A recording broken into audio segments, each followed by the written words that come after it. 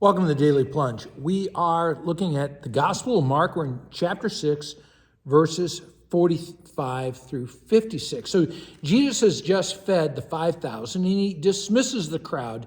And you might think, that Jesus would be exhausted. I mean, you think you have a hard job. Try feeding 5,000 people with a couple of loaves. And so how does Jesus recharge after all the preaching, healing, and dining that he does? He recharges by getting connected to the Father.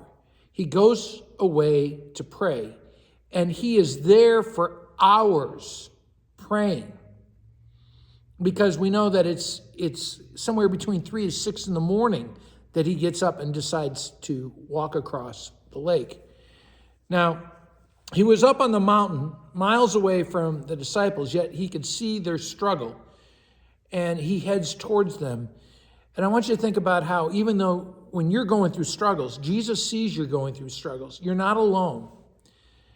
And as he sees them struggling, it was Jesus' intention to keep going. And how was he not able to pass them by? Well, they cry out. But this isn't a prayer crying out kind of thing. They thought he was a ghost. And,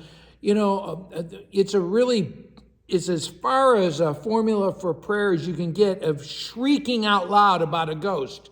They're terrified when they see Jesus. Because, people just don't walk on water. Even though we talk about it, it doesn't happen. And again, this is the fourth watch of the night. It's sometime between 3 and 6 in the morning. Yours might say that it was close to dawn. And the disciples are filled with fear as they see Jesus. And Jesus speaks to them. He says, take courage, don't be afraid.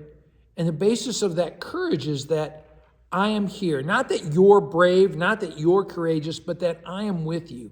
It is I. And then Jesus climbs into the boat with them. And immediately the wind dies down.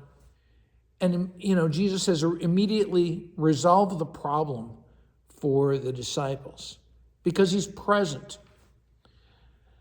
He didn't speak to the wind or anything. He just was present. And I want you to think about when you're going through struggles. So often the wind will die down. The storm around you will die down if you simply will be present with Christ. Well, it goes on, though, is this really weird thing. It says in verse 51, they were completely amazed. Not that the wind died down, but they're completely amazed, for they had not understood about the loaves. And then this really amazing thing, because their hearts were hardened. And even though they are the disciples of Jesus, their hearts are hardened against Jesus. They will not recognize his divinity. Their hearts, their very center, will not see Jesus' divinity and see him as a Savior. They're struggling to recognize him as the Messiah sent by God. And I want you to consider, when are your hearts hardened against Christ and against his word, because it would mean giving up something of your own control and your own agenda. And whenever we struggle to receive Christ as Savior, we should be looking at our agendas, our need for control. When they get to the other side, this is crazy. They're in the Gentile neighborhood. They're in Gennesaret.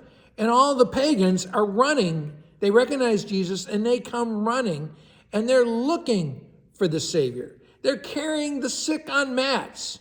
They're placing the sick in front of him in the marketplaces, wherever he was, and they beg him just if they could just touch his cloak. And all who touched Christ were healed. And that's that's the focus, is that those who touch Christ and Christ touches them, they will be healed. Thanks, friends. Have a blessed day.